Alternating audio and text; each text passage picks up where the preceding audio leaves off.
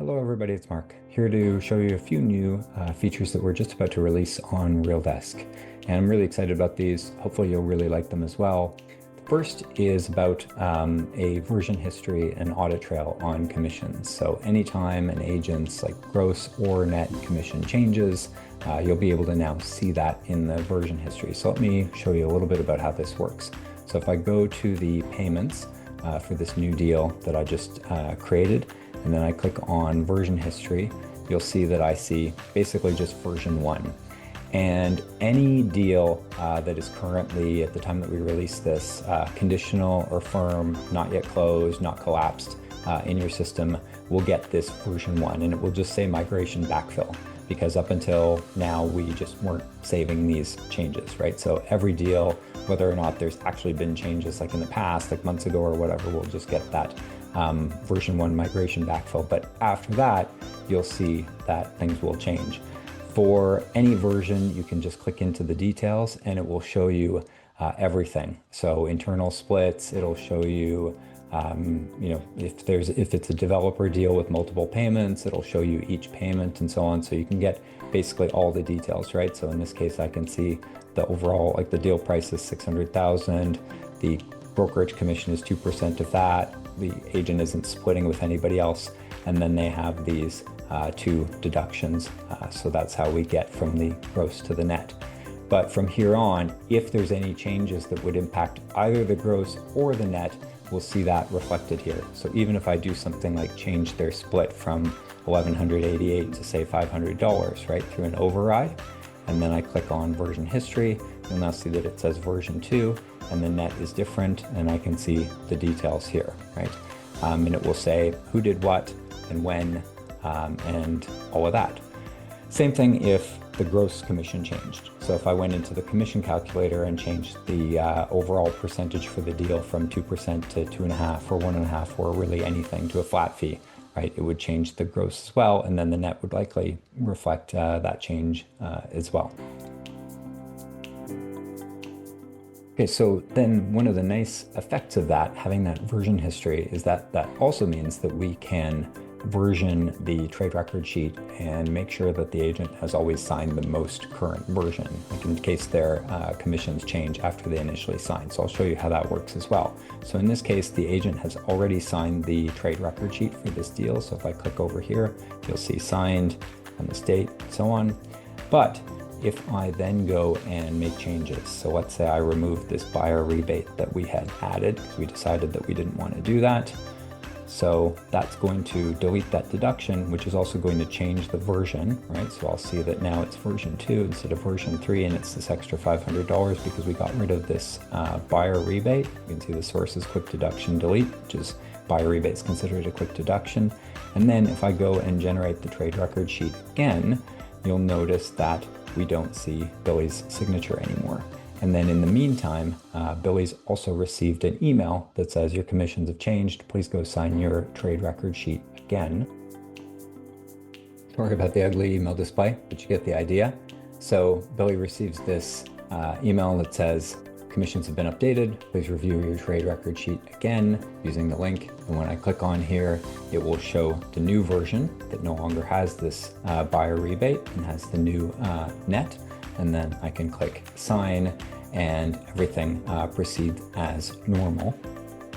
And then when I regenerate the trade record sheet, the office copy, it'll do two things. It'll show revised in the footer to show that there's been a revision since the original signature. And as well, I'll see the new signature with the new date. And we save all of these versions in the deal documents.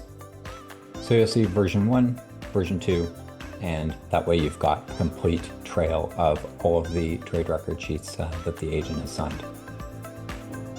Okay, so there's a whole second part to this as well. So when we first started playing around with things like the deduction overrides and just giving people a bit more ability to edit like the fees and deductions and things like that on the fly on a deal by deal basis, sort of ahead of actually paying the deals out, one of the things we wanted to do as well was make it so that you could do all of that from the transaction review screen as well, and not just have to go separately to the payment screen and do sort of all of that. So while we were sort of adding that to the transaction review screen, we decided to do a bit of a more comprehensive overview of that, just because that's always been a screen that I found a little bit inefficient in terms of the design and just a lot of things that could be a lot nicer. So you'll see quite a few changes actually about how this works. So if I click into a new deal, one of the things you'll notice is that that sort of 2-column layout we used to have before with the deal information on the left and the forms on the right is gone. That, just seemed to end up requiring like a lot of scrolling up and down and left to right and so on, right? So we wanted to just kind of make it a little bit easier, sort of do one section at a time without needing to be vertically kind of going all over the place. So there's a new deal information screen here that, like all of the other sections, sort of takes up the full width. All of these sections are collapsible as well, so you can just sort of move them out of the way if you want to even further reduce the amount of scrolling that you need to do. Other than that, it's the same information that you would have seen in the old deal information screen. Sometimes you'll see that it looks like a little bit unbalanced, and that's because there's certain data that may not show up on all kinds of deals, right? So this is a buying deal. So for most provinces, the listing brokerage is the one that's holding the deposit. So this whole deposit section is missing, but on the listing deal, you would see it. So that's the reason why sometimes it can look a little bit unbalanced between the left and the right, but you can still make any changes that you like here, same as you could before. Just remember to hit save when you're done. Then the commissions, so that's been completely redone. Before you used to just sort of see like the actual commission amount, and that was pretty much it. Now you see everything, right? So you can see the actual percentage or flat amount and how that was calculated. If you want to make any changes to it, you can click into commission calculator, make any changes, hit save. And when you hit save, that will be saved right away. So it's not like it used to be in the edit deal screen where you would have to go in and save it and then also go to the submit deal button and do all that. It saves immediately as soon as you sort of exit the commission calculator edit window.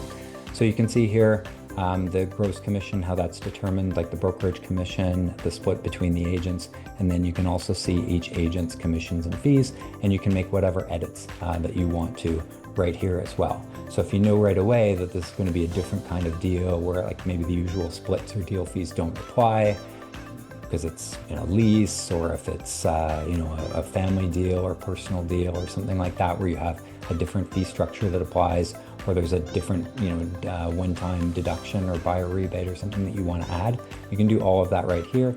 You can also see the version history right here, and again, same as it is on the payment screen, you can see the difference between the gross and the net and the reasons and all of that sort of stuff. Again, it's different for each agent. So even though you see Heather here is on version 3, Billy's still on version 1 because her commissions have changed through deduction overrides that only applied to her. So that was not the case for him. So you can see all of that. In terms of the form section, hasn't changed all that significantly, but one little change that I really do kind of like is that if I go here, and you can also, what I like to do anyway, is play around a little bit with the zoom just so that I can see everything a little bit better, so that I can get the approved buttons and so on here. But one thing, small little change, but I think it's kind of nice, is that when you hit approve or mark incomplete on the first form, it'll automatically take you to the next one in sort of like a slideshow format, rather than having to like click up here, go back down to click approve or mark incomplete, go back up and click on the third form and so on. It was just, again, I saw a lot of people doing a lot of back and forth and just wanted to make that a little bit more efficient. You can also use these back and next buttons over here in the top right, but pretty much if you're just approving everything, you can kind of just click approve, then the next one comes up, you click approve, the next one comes up, you click approve again, and then you're done, right? And you can go back into this if you like, or again, collapse this. Deal parties hasn't really changed that much. Realtors, we made it maybe look a little bit nicer, but no significant changes. Conditions, you can actually edit properly now. So there were sections before that you couldn't edit, like the type, I believe, but that's all now changed so that you can edit whatever you want. And then the last thing that you'll notice, really big changes just in terms of how it actually looks, is the transaction log sort of messages section. So the look and feel is completely different in terms of how it looks and how the messages go and so on. One other thing that we did that I think is kind of nice is that if you go through and you're approving a bunch of forms all in sequence. Before, would add a message every single time, right? So you would see 4 different messages: super administrators approved APS, buyer rep, and so on. Now we've kind of consolidated it, so that if you go through and just do a whole bunch all at the same time, it's just one message, so it's a little bit more compact that way. Also, somebody asked me at one point, is it possible to invert like the order of it so that you can see the most recent messages first versus, seeing it sort of in ascending kind of chronological order. So now we have this little button over here, and if you click on that, it does exactly that. And the other thing that it does, and I just noticed this because I was about to go approve this deal, and then I realized that I forgot to click the approve button to approve the commissions, which still works the same as before, but it also adds an explicit message in the transaction log when you've done that, which I don't think it ever really did before. As before, you can go in here and manually leave a note or add a note to the transaction log, which I don't think too many people do, but that functionality still hasn't changed. Just the look of it changes a little bit. You can click the add messages to actually add it. And then the final section, instead of sort of being like in the middle of the page in a place where you're not necessarily looking for it, it's actually down here at the bottom. But other than that, it works exactly the same way. In this case, like where we've approved everything, all of the forms and commissions and so on, we would just click approve. But if you're going to mark incomplete, same idea, you just put in the office reason as you normally would, and then you just click approve and you're all done. So that's pretty much it. That is just a quick summary of how the version history works and the changes to the trade record sheet signing process that are the result of those changes in the versioning of commissions, and then the overview of the new transaction room review screen. Hope you really like this. Like I said, I think there's a lot of really nice sort of efficiencies here, and certainly it's good to have that full audit history of the commissions as well. So please let us know if you have any questions about this new feature or you see any issues with it. And thanks as always for being part of the Real Desk community.